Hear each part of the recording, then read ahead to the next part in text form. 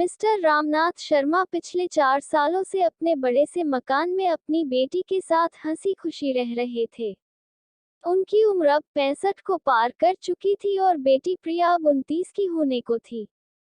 उम्र को ध्यान में रखते हुए बेटी ने उनका सारा कामकाज अपने कंधों पर ले लिया था।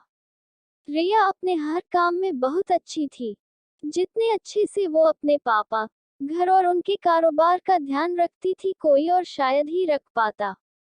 अगर रामनाथ जी को कोई बेटा होता तो वह भी नहीं। इन बाप बेटी का रिश्ता बहुत ही प्यारा था। बिना बाबा के रिया को नहीं चलता और बिना रिया के उसके बाप का किसी काम में मन नहीं लगता। कभी कभी ऐसा लगता जैसे रामनाथ जी रिया के बाप नहीं उसके बेटे हैं। रिया की हरकतें ही कुछ ऐसी थी। बाबा को सुबह जल्दी उठकर जबरदस्ती वॉकिंग के लिए भेजना हो या छोटे बच्चों को जैसे दवाएं पिलाते हैं वैसे ही पापा की दवाएं उन्हें खिलानी हो। रिया का बर्ताव अपने बाबा के साथ बिल्कुल वैसे ही था जैसे किसी माँ का अपने बच्चे के साथ होता है। रिया के बाबा भी कुछ कम नहीं थे। जब जब रिया उन्हें दवाई खाने के लिए देती तो आधी दवाई खाते और आधी छुपा लेते, लेकिन रिया के नजरों से बच नहीं पाते। फिर वह उनके सामने खड़ी होकर सारी दवाएं उन्हें जबरदस्ती खिलाती। रात को रिया के सोने के बाद चुपके से किचन में जाकर फ्रिज से मिठाई चुरा कर खाना। बाबा की ऐसी शरारतें भी रिया पकड़ लेती थी। पकड़े जाने पर बाबा पानी पीने का बहाना करते, लेकिन रिया उनको समझाती कि मिठाई आपके लिए हानिकारक है। बाबा को याद दिलाती कि पिछली बार उनका शुगर लेवल कितना बढ़ गया था। अपने ही घर में अब मैं मिठाई भी नहीं खा सकता, बड़बड़ाते हुए नाराज होने की एक्टिंग करते हुए बाबा किचन से चले जाते। फिर रिया उन्हें मनाने के लिए एक मिठाई का टुकड़ा पापा के पास लेकर जाती और फिर वो दोनों उसे आधा आधा बांट कर खाते। दोनों के चेहरे पर बड़ी स्माइल आ जाती। बस ऐसे ही दोनों की जिंदगी हंसी खुशी कट रही थी। उनका घर बहुत बड़ा था, उसमें कई कमरे थे, इसलिए उन्होंने सोचा कि एक किराएदार रख लिया जाए। पैसों के लिए नहीं, लेकिन रिया के ऑफिस जाने के बाद अकेले रह रहे रामनाथ जी को थोड़ा सा ही सही किसी का साथ मिल जाए, इसलिए जल्दी ही एक किराएदार फाइनल हो गया। उनका नाम अजय सिंह था। उम्र उनकी 55-60 की होगी। एग्रीमेंट पेपर बनाने के दौरान पहली बार वह रामनाथ जी और रिया से मिले। उन्हें दोनों से मिलकर काफी अच्छा लगा और अब अजय सिंह अपनी बीवी के साथ रामनाथ जी के घर पर किराएदार के तौर पर रहने लगे। थोड़े दिन बीते थे, लेकिन अजय सिंह रामनाथ जी से अच्छी तरह घुल मिल गए थे। वो दोनों सुबह सुबह अब साथ में ही वॉकिंग के लिए जाया करते थे। कभी वह अजय सिंह के साथ तो कभी अजय सिंह और उनकी बीवी रिया और रामनाथ जी के साथ डिनर किया करते। एक सुबह जॉगिंग के दौरान अजय सिंह ने कहा कि आप और रिया अकेले ही रहते हैं, आपको तो काफी कुछ मैनेज करना पड़ता होगा। आप कैसे सब इतने अच्छे से संभाल लेते हैं? अजी मैनेज क्या करना है, मेरी होशियार बेटी के लिए यह कुछ भी नहीं है। रिया सब इतने अच्छे से संभाल लेती है कि मुझे किसी बात की कोई चिंता ही नहीं है, रामनाथ जी ने मुस्कुराते हुए कहा। हाँ वह तो ठीक है, लेकिन जब रिया ससुराल चली जाएगी तब आपके लिए यह सब मैनेज करना बड़ा मुश्किल हो जाएगा। आपका कोई बेटा भी तो नहीं है और आप अकेले ही इतने बड़े घर में रहते हैं, अजय सिंह ने अपना विचार बताते हुए कहा। रामनाथ जी के चेहरे के हाव भाव बदल गए।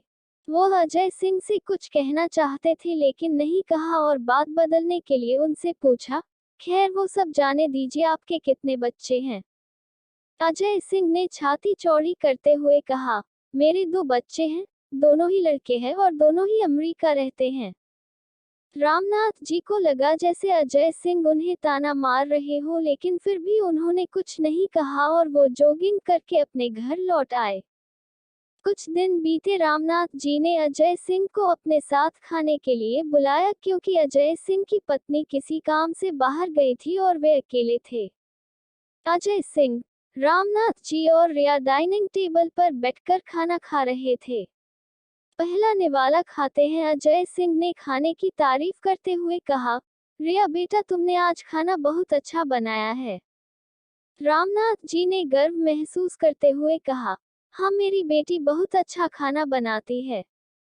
अजय सिंह जी बोल पड़े, यह तो बड़ी अच्छी बात है, उसके ससुराल वाले बड़े खुश रहेंगे। रिया उनसे कुछ कहना चाहती थी लेकिन रामनाथ जी ने उसे रोक दिया और बात बदलने के लिए रिया से पूछा, कारोबार कैसा चल रहा है? कोई दिक्कत तो नहीं हो रही? रिया ने कारोबार की सारी जानकारी और स्थिति अपने पापा को बताई जिसे अजय सिंह भी सुन रहे थे और वह प्रभावित होकर बोले, वाह रिया बेटा, मानना पड़ेगा जिस तरह से तुम सारा कारोबार संभाल रही हो, तुम रामनाथ जी की बेटी नहीं बेटा हो बेटा। अब रामनाथ जी से ना रहा गया, उन्होंने कहा, पता नहीं क्यों आप सभी लोग बेटी को बेटे के साथ कंपेयर करते हो। ऐसा एक भी काम या एक भी फील्ड बताइए जिसमें बेटियों ने अपना नाम ना बनाया हो। अरे आसमान में प्लेन उड़ाने से लेकर देश के सर्वोच्च पद पर बैठकर देश चलाने तक बेटियों ने हमेशा अपने आप को साबित किया है, लेकिन आप जैसे लोग अभी भी उनकी तुलना बेटों से ही करते रहोगे। होते होंगे बेटे सबके लिए ज्यादा इम्पोर्टेंट, मेरे लिए तो मेरी बेटी ही सबसे बढ़कर है और मैं यह फक्र से कह सकता हूँ जो मेरी इस बेटी ने मेरे लिए किया है।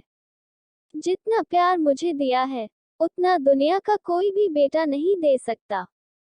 चलिए मैं आपसे ही पूछता हूँ, आपके दो बेटे हैं ना?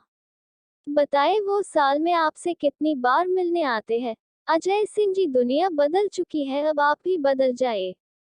बेटी को बेटी ही रहने दीजिए, उसे बेटा बनाने की कोशिश मत कीजिए। दोस्तों, इतनी सुंदर कहानी का एक छोटा सा सारांश आपको बताता चलूं। आप जब भी किसी बेटी का सम्मान करेंगे तो एक बेटी की तरह ही करना, ऐसा कभी मत कहना कि तुम बेटी नहीं बेटा हो। आशा करती हूँ कि यह कहानी आप लोगों को पसंद आई होगी। पसंद आई है तो कमेंट में जरूर बताएं। चैनल पर नए हैं तो चैनल को लाइक, शेयर, सब्सक्राइब करना ना भूलें।